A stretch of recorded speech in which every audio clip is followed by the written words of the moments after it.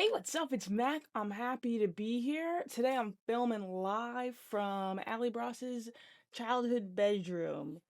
We got kind of a wonky setup today. I've got a basket that had one cowboy hat and one winter coat in it, balanced on top of a suitcase that I was unable to get closed. So we're a little bit lopsided today, but that's okay. We're gonna do it. We're gonna do it the same as we always do. We're always kind of a little bit, I'm not so sure what's going on, and that's okay. That's pretty much me, summed up. This past episode, one of the best. Thought it was one of the best episodes. I thought it was so cool. However, completely lost the plot of the show. The point of the show is, where the heck are we, or where the X are we, or whatever that catchphrase was, which, by the way, was never once said to us while we were filming ever at all. Or we probably would have been saying it all the time in like a sarcastic way, dude. Where the X are we? I've got no idea. We would have been saying, so it's probably good that they never said that catchphrase to us, but nevertheless, it was never said to us. But yeah, this episode, they knew where they were. What bus? They were never on it. Didn't see a bus. Saw a couple boats. Didn't see any buses. Completely lost the plot of the show. Nevertheless, fantastic. That was a fantastic episode. I thought it was so interesting. I thought it was so cool and so well done. And having not been there, like I knew generally what happened. Like Allie told me that she was the one to be eliminated this episode, and it had something to do with tarot cards. But and like she picked the wrong one, but didn't have the choice to pick the wrong one, and there were some daggers and people putting daggers in each other's back. So like I knew the up here going into that episode, didn't know the down here. Did not know the details. Knew the trees, didn't know the whatever the other half of that metaphor is. The weeds, the roots, the saplings. I don't know, didn't know 'em. Those guys. Knew the big guys, didn't know the little guys. That's the point of that. I thought it was so interesting. I thought it was so crazy. It was also visually so appealing. Like I feel like the night shoot was really pretty, especially in Venice. Like Venice kind of has a spooky vibe. I hate Venice. We won't do that again. I won't get back into that. But I thought this was the best Venice that ever looked. Thought it was beautiful. I thought it was super cool. Everybody in their suit and or beautiful orange dress looked fantastic. I thought it was really cool. But I do have some things to say. Biggie. My God. It's funny because this is like another situation where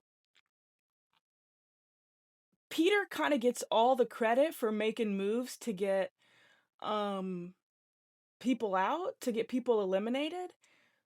But if you take, one step back, it's kind of Biggie who's doing it. And what's worse is I don't know.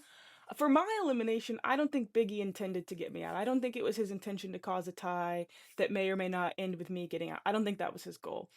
With Allie in this situation, again, I don't think it was his goal. I'm actually really confused as to why he did it, and we'll get into that here in about 30 seconds, I'm sure. But it was another one where it's like, well, if he just didn't do that, um, then Peter wouldn't have had the opportunity to get somebody else. So Peter's looking fantastic. Really, Peter just keeps stumbling into getting lucky to having power to get people out. He didn't do anything right necessarily. He was just kind of right place, right time situation. But here's what I'm really confused about, okay? And I know that there's a lot that's not shown on these episodes, but even with what I do know, and even with what was shown, we have Biggie in this alliance with Shane and Allie, and then we have Rick and Peter kind of on their own, right? So in a sense, it's 2 against 3. Then you see Rick and but nevertheless, Biggie seems to have always had a soft spot for Rick, and I get it. He seems like a sweet guy on the show. He's got this sob story on the show. He's saying these things makes you want to help him out. Blah blah blah blah blah. It works on Biggie. He's got a soft spot for Rick. Okay, that's fine. I get it. But then you see Rick and Peter calling Biggie over and saying, "Hey man, look, you're number 3 over there. Why don't you come and join us and we'll help you out?" And here's the thing, you'd still be number 3. I don't understand that argument. And in fact, I mean, I don't know if there was a whole half speech cut out. Obviously, I wasn't there. Um, would love to ask Biggie about it. Would love to talk about it, to kind of maybe try to understand that thought process. But that didn't make any sense to me. You're in theory number 3 with Shane and Allie. Of course, they're gonna pick each other over you for sure. But you don't think Rick and Peter are gonna do the same? They've been working together longer. They've had this alliance for longer. You think now both of them are gonna put you at number 1 or number 2? I guess second to themselves. That just didn't make sense to me. You're number three in both situations, so why would you switch up? And then the other thing is, and absolutely no disrespect to Shane or Allie, Biggie probably had a stronger shot against both of them. Had it been down to the final three, I like my odds with for Biggie against the two of them more so than against Rick or Peter. He could take Peter. He could take Peter. He could for sure take Shane. I think the Biggie Alley would be harder, but I think Biggie probably studied quite a bit more. It would obviously depend on the situation. I have no idea what's in the finale. Um, but like Biggie versus Rick, I don't like those odds. And as a betting boy, I would have thought he wouldn't have liked those odds either. I don't know. So it just didn't make sense to me. You would think that Biggie would want to use his numbers with Shane and Allie to try to get Rick out. Once Rick is out, Peter doesn't know anything. He was able to identify Italy. I'll give him that. I'll give him that. It's the only thing he's been able to do. Um, but then chances are the next location, they're not going to have 4 episodes in Italy, I would assume. I could be wrong, but I would assume that. Um, then you'll get Peter, the three of you against one Peter who has fully ridden the coattails of Rick. You'll be able to get him out. Then it's you against Shane and Allie. And again, no disrespect to Shane and Allie, but I think he's got that in the bag. I just didn't understand the thought process. That didn't make any sense. Why you'd want to switch up? Why you'd even be questioning switching up? Like, I don't know. I don't get it. I'd love to. I really would love to get it. I really would love to understand. But yeah, you placed the dagger. I think he did one Pete, one Shane, one Allie. Why are you not loading up Rick? It is well known that Rick is the strongest, biggest threat there. Why is everybody not loading up Rick? I don't know. It just didn't make sense to me. To put one on Allie, to put one on Shane, on Peter. I think Shane and Allie both did what? They both did 2 on Rick, 1 on Peter. So Rick's got 4. Peter's got 2. All Biggie had to do was 1 on Rick, 2 on Peter, and then those 2 for sure would have been in the Garden of Lost Souls or whatever it's called. Sure, Rick and Peter, I think they could have loaded up. One of them could have put all 3 on Shane or Allie. And, there was a chance that it could have been a Shane or Allie against Rick or Peter. But, like, why not try to give yourself the best shot? I don't know. It just didn't make sense. But then, yeah, so now it's time to place daggers. Biggie's got all of this in his head and chooses to put 1 dagger on each of 3 people, essentially putting no daggers on anybody, basically is what that is, because it's a numbers game and you spread your numbers evenly. I guess all you did was help Rick out, which would be the one person I would think you don't want to help out. I just didn't make any, and they were in alliance for so many episodes. To put one on Allie, I kind of understand, I guess. Not really. Maybe you didn't trust her, and maybe Shane was your boy. But why put one on Shane? I think he posted something in his story that said Shane asked him to put 1 dagger on him being Shane, so that he would have the opportunity to save Allie. But why put yourself in this position where somebody even needs to be saved? Like, did Shane and Allie, or did Shane think that he and Allie were both going to be in the Garden of Lost Souls, and then Shane was going to then sacrifice himself? Like, that almost requires too many things to go right for that to even be a consideration. Like, you don't even have to get there if you just load Rick and Peter up on daggers in the first place. I don't know. I didn't understand the strategy at all. It didn't make any sense to me. Even with that explanation, and then I don't know, like, Allie hadn't done anything wrong, and I would think, again, he would prefer to go against Shane and Allie in later episodes when they are placing their ex, rather than what is going to kind of be a game of trivia, kind of be sort of a game of chance in a loose sense. It's kind of what it turned out to be, ish, I guess. Um, but I don't know, I just didn't understand it. Then the tarot cards, man, that's such a bummer. Such a bummer. Another situation of, like, somebody going home not because they knew the wrong thing, but because a lot of things went right for Peter and he happened to get some power. Very impressive that all of them got all of those correct. Like, I imagine that's not what the producers intended. I imagine they didn't intend for it to come down to Peter once again basically being able to sort of indirectly dictate who gets to go home. Risky call, because it sounded like Rick kind of sort of didn't know that the Raven Tower. I didn't know the Raven Tower. That was the one. I think that was the one I didn't know. I'm trying to remember. There are a bunch I would have guessed. Oh, Eternal City. I didn't know that that was Rome. Was that Rome? I didn't know that one. Um, but Emerald Isle I would have known as Ireland, and there's not a lot of things in Europe that are further away from Venice than Ireland, so I think that would have kind of been the safe bet. But nevertheless, a little bit risky. I get why he did it. I get why he did it. He was putting his faith in Rick. But still, I don't know.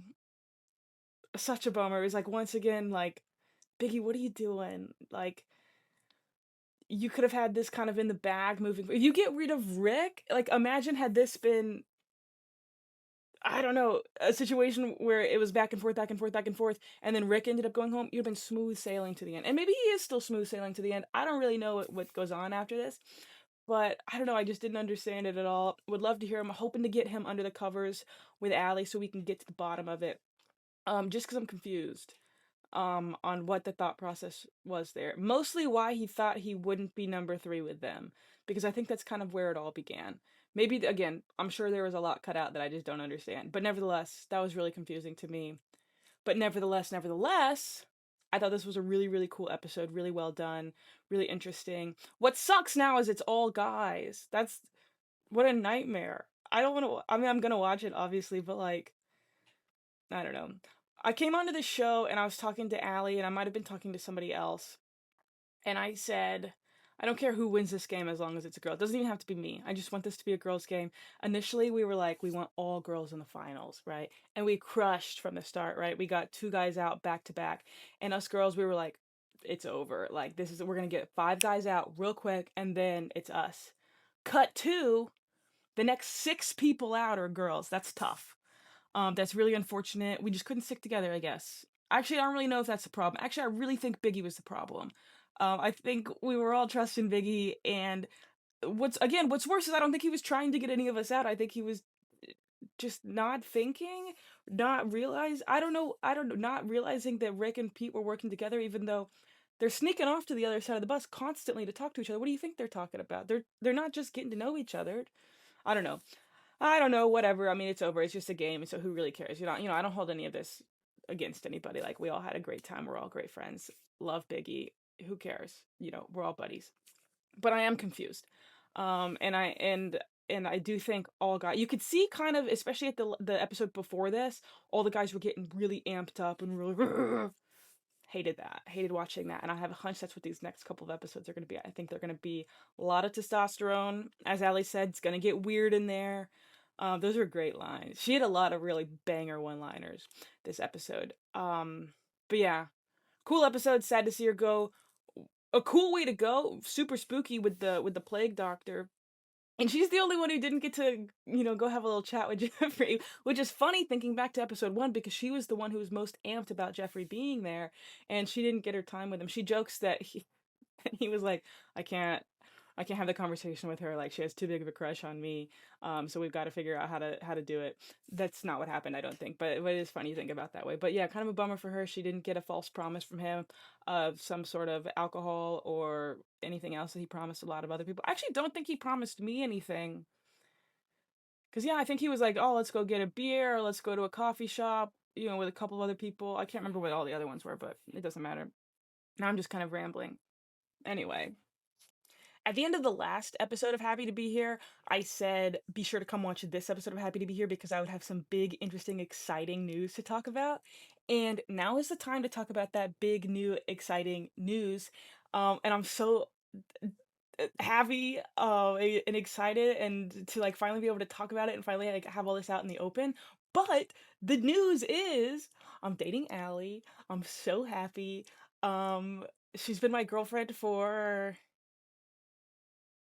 almost 6 months. Almost 6 months. I asked her to be my girlfriend in January 25th, in case anybody's wondering the specific details. I did ask her to be my girlfriend in a Home Depot parking lot. You might be thinking, Meg, that's not very romantic. And you're right, and it's because I got very nervous. Really, what happened was she was in Florida, and I was flying out to Florida to see her, because we were gonna drive a car back from Florida to Texas. Those details don't matter at all, but I was flying into Florida to meet her to drive her back to Texas. And her favorite flowers are lilies. And I wanted to bring her lilies, but I was like, they'll probably get pretty toasted on the plane. Also, I had like a weird 12-hour layover in LA because I'm cheap and didn't want to buy direct. So I had like a 16 or 18-hour flight pattern, and I was like, it's gonna be really tough to keep these flowers watered, so I'm not gonna bring her flowers. But instead I learned origami real quick, and I origamied her some lilies. And so I showed up with a lily bouquet, and my plan was to like give her the flowers, say something cute and sweet or something like that, and then ask her to be my girlfriend, all within that exchange. But I got nervous, so instead I was just like, okay, let's move on. And then like an hour later, I was like, stupid, stupid, stupid. You gotta ask her. You gotta ask her. And then at that point, we were just sitting in a Home Depot parking lot, um, which again isn't romantic, but I believe it is symbolic. Why were we in a Home Depot parking lot? Like it just felt like the stars aligned. So dropped the cue there. She said yes, and guys, I can't even put into words how happy I am. Like, I talked a couple Happy to Be Here episodes ago on my elimination about how, like, now I have emotions. And I've always been so afraid of, like, letting people in because I was afraid I would get hurt. And while I think I was still happy during all of that, like, because there is some level of happy knowing that nobody can hurt you. There's so much more out there being vulnerable and like opening myself up to vulnerability like with somebody who I trust and like letting them show up every day to love me the best. Nothing's been better. I These have been like the happiest 6 months of my life. Multiple people have been like, "Holy cow, Mag! Like I've never seen you smile so much. Like you just like people have said I'm glowing. That's so nice." Just from how happy it's crazy. I don't even. I'm stuttering, searching for words to describe like how happy I really feel like, because I haven't dated much, right? Like I've dated a couple guys here and there, and it was always kind of weird. No disrespect to those guys. I'm sure they were great people. I think I'm just not into guys or something. I don't know. But like, I would date them, and at first I would kind of have a little crush on them, and then it would just kind of be like, oh, we're just best friends, but now I have a sense of obligation where I have to like kiss you. Ooh, hated it. And so my feelings would always very quickly fade, and I would get really annoyed because it would be like, I just want to be friends with you. Like I don't understand like why I have to talk to you all the time. I don't understand why I have to touch you. I don't want to kiss you. I don't want to hold your hands. Like why are you texting me so much? Get a life. Go get a job. Like do something with what are you doing all day just talking to me? Like do you have nothing else going on? Like I would think so little of them. I'd be like, and now I'm like, okay, Ali, it's been 20 minutes. Like why haven't we hugged? Um or something like that. Like I don't know. It's such a different feeling, and I don't even have words for the first time I kissed her. I felt like my whole all of my insides exploded. Like when people I've always thought everybody was lying about being in love, and I always thought people were pathetic and desperate and just like because I was always a very independent person, and I would just be like, why do you need somebody next to you? Like why can't you just go enjoy something? Why do you have to share it with somebody? Like why can't you just go through your day and like be happy and be excited and hang out with friends and do those things? Like why do you have to have somebody with you constantly, like somebody who you want to talk to constantly? Like grow up, you're pathetic, be independent. And I was wrong, turns out, extremely wrong. I and just like everything, like I thought like the sensation, the feelings of being loved, I thought everybody was being so dramatic about it. Like because again, like I'd had little crushes here and there, and so you kind of get that like, oh, ooh, feeling for a little bit. But now it's like I feel like I'm exploding every time I see her, and every time I kiss her, like I get butterflies still. And it's been 6 months. It's been like 8 months since I first kissed her. And the first time it was funny because like we were so nervous to kiss each other for the first time, because we're friends, and like neither of us like really thought we were into girls necessarily, and it was like, oh, but like we're really good friends, like this could be weird, but like we have these feelings, so like we should try to get into it. And there was like so much anticipation and excitement, and I kissed her, and I was like, wow, I've been wrong about so many things my entire, like this is everything. Like I feel fireworks. at the same time as butterflies. Like it feels soft, but it feels explosive. Like, and those feelings just haven't gone away. Like it wasn't even just like a one time. Like I don't even know how to explain it. Like it's incredible. It's beautiful. Um, I've never been happier. I've never been in love, but also I've never been more in love is what I was gonna say. Like I don't know. It's really beautiful. Um, I think I found my person, and it just felt so natural and obvious and easy, and it's been incredible, and I've never felt happier. Like, and it's crazy too. Like thinking about like again, I kind of talked about this on the Happy to Be Here episode when I got eliminated. Like all of this came from filming a silly little reality television show. Like I went on there expecting to win some money, didn't. And that's it. And having a cool experience, right? Having a cool story in my back pocket. And I came out of it having emotions, wanting to be close to people, um, and finding my soulmate. Like that's great. I would have never ever expected to fall in love in general, much less as a result of that show. And I feel like I'm speaking very scattered right now, but that's how my brain feels. Like I feel like I just can't settle down because I'm just so excited and so happy to talk about her because she's so amazing and so incredible. And like the fact that this came from the show is insane. It is funny too thinking back, like interviewing for the show because they would ask all the time on a lot of interviews, like, "Oh, what kind of guys are you into?" Like kind of like hint, and then it would kind of drop details about I guess people that they were interviewing for the show. And I'd be like, I'm not really into guys. Like that sounds like a nightmare. Like I do not want somebody in my home. Like I do not want a partner. Like I'm not into that. Like like I'm not looking. I don't want it. I don't want it to find me. I couldn't be more repulsed by the idea of having any sort of partner. And now I'm like it's in love, and it's incredible. Like it's so everything. Like I'm so happy. I don't even know how to explain it. Um and like to finally be able to talk about it is like so exciting. Some people on Reddit clocked it. Shout out to you guys. We thought that was so funny reading it. People going through our Instagram screenshotting us having matching nails. Oh, they're roommates, stuff like that. Um but yeah, like I don't know. I know I'm just rambling at this point, but that's okay. I'm so happy. So you're just going to have to get over it. Um One other thing I wanted to talk about is bisexuality in general because I don't know. I do not know what it is. Um, I thought I was straight my whole life because I was only ever like physically attracted to guys. Like I would never see a girl and be like, "Mm." To be fair, I would never make that face naturally towards a man. Also, I would never make that face naturally. But I was always somewhat attracted to guys, never really felt anything toward girls, but I never really enjoyed dating guys. Like even when I was like a lot younger and it was just like, you know, you're in like middle school and you have a boyfriend or whatever, I would always lose feelings immediately. And I would just be confused because it'd be like we're just best friends. Like why are there all these other obligations that are now imposed on our relationship? Like I don't want to have to talk to you all day long. Even as like a 13-year-old, like I don't want to have to talk to you all day long. I don't want to have to go on dates with you. Like I want to hang out with you, but I want to do it when I want to do it. I don't want to feel like I have to do it because you're my boyfriend. I didn't like holding hands. I didn't like kissing people. I didn't enjoy any of that. And I never like saw a girl and like wanted anything with any of them. And so I was really confused for a really long time because I had all of these friends of mine who were going crazy over guys, which is why I was like, you guys are making this up. Like this isn't real. Like I've had a boyfriend and I never felt anything like that. And so I think you're making it up. Or alternatively, what I thought for a really long time was that something was wrong with me. Like I didn't think I had the capacity to love somebody, or be in love with somebody.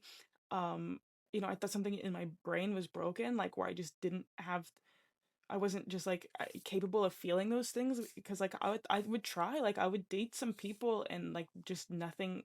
I would just get annoyed about the situation and then just be like, okay, well, I guess we gotta break up now because like now I have to hang out with you too much and that's annoying to me. Like I just want to live my life. Um, But I think it was around COVID. I was watching BoJack Horseman, and there's an episode where Todd is asked if he's gay because he doesn't want to get with this girl who's his friend, and his answer is, "I'm not gay, but I don't think I'm straight either. I think I might be nothing." And I remember hearing that line, and it just like punched me in the throat because I was like, "Oh yeah, I think that's me." Because everybody had always assumed I was gay. Not everybody, but most people, I think, just kind of because like this is how I dress, this is how I look, and I don't know, I've never been into like stereotypical girl things. And so I think people have always just taken one look at me and assumed I was gay, and a lot of people would ask me about that, and I'd always be like, no, like I really don't think that I am, because like I'm not interested in girls, but like I'm also not really interested in guys, but I don't really know where that leaves me. I'd never heard the term asexual until I started watching BoJack, and then like I started kind of looking into that, and I was like, oh yeah, that's got to be, I got to be somewhere on that spectrum, because like this is how I feel. Like I don't like anybody, I don't want anybody, like, and it's not out of like an I hate men, I don't want a man in my life, like, and it wasn't out of anything like that. It was just like I just don't feel anything toward anybody. And then Allie and I started getting crushes on each other, and I was like, kind of like, what is this? What is this funny feeling inside of me? And then I'm not joking, we kissed one night, and I was like, oh, it turns out I'm not broken. It turns out like I can feel everything. It's always been somewhere inside of me. And maybe it's just never been the right person, or maybe I've just never been open to it. I don't know, but I think I was open to it. So I think it was just never the right person. And now I've got the right person, and like everything, I feel everything, and it feels so good. But the point of all of that is I still don't really know what my sexuality is. I'm pretty anti box. I don't feel any sense of obligation to put myself in any box with any label or anything like that. Like, I don't know if I'm lesbian. I don't know if I'm bi. I don't know if I'm anything else. Um, I joke that I'm asexual, but the A stands for ally, but then also everything else asexual outside of ally still applies to other people. It's not a very good joke, I'll concede that, but um, I think it's just her. I think she's my person. I know she's my person. I know she's my soulmate, like, because I don't. I this feels. I don't know. I just know she's my person. I don't really know. I don't really know where I was going with that or what to say, but like I don't really feel like I need to figure it out because it doesn't matter. Um, because it's her. And that's who I want to be with forever. And so don't really need to figure out which box to put myself into because I'm happy and excited. But the point to all that is just I don't really know. I feel like that is probably going to come up at some point. I feel like people are probably going to ask me. I feel like we've told a couple people, and they've been like, "Wait, you didn't?" To me, like, "Oh, you didn't know?" Like, I'm kind of surprised about you, Allie, but like, Mac, you really didn't know? No, I really didn't know. I really didn't know. And again, I've been confronted with it 100,000 times. Everybody's always asked me if I'm gay, and like, so I've been forced to think about it, and like I think through my whole life, and like nothing. I don't know. Anyway, I'm rambling now, but I just wanted to bring that up because I figured somebody eventually would ask. And yeah, I have no idea, but I also don't care at all because it doesn't matter to me. Um, I like Allie. I love Allie, and that's really all that I feel like I need to know. Um, in terms of label, who cares? I'm Allie's girlfriend. That's my label. But that was my big exciting news. I'm so excited about it, and gosh, guys, I'm just so happy. I know I'm rambling. This has been such a rambly episode, but I like literally I can't think straight. I've been so excited to like talk about, like, I love showing her off to my friends. Be like, look how like I've scored. I won. Like, she's so smart and funny and nice, and like just everything. Like, I love coming home to having somebody in my house as long as that person is her. Like, it's everything in my life has changed, and I'm so grateful, and I'm so happy. Um, Grateful to her, grateful for the show bringing us together. Like, it's great. Who would have thought? Who would have thought a reality television show that's not a dating show would bring me to a place where I would fall in love? Pretty crazy. But I'm really happy. I think I probably said that 15,000 times, but get over it. Um, I think I probably got to end this episode because now I'm just rambling. But I think I've rambled probably enough for this episode. If you've made it this far, thank you so much for watching. That's so nice. Please subscribe and comment and like and do all kinds of things. If you have any questions, as usual, put them in the comments. I'm super happy to answer them. We've got 2 more episodes left of Destination X. I don't think I have any other major news. But the other Happy to Be Here episodes will really be great. I promise you. I have no idea what's going to happen in them, so it really is going to be like, I have no idea. I actually have no idea how they're going to be, but I'm sure they'll be great, and I can't wait to talk about them with you guys. But also be thinking, because I want Happy to Be Here to continue after the show. So if there's anything you guys want me, because I'll still be talking. I've got plenty of things to say. I've got lots to say. But if there's anything specific you want me to talk about or whatever, like any whatever's, let me know.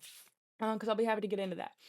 Like moving forward, like what do you want this to be? I can make it whatever. I have some ideas, but would love to hear some feedback. Um, but yeah, thank you so much for listening. Please subscribe. Yeah.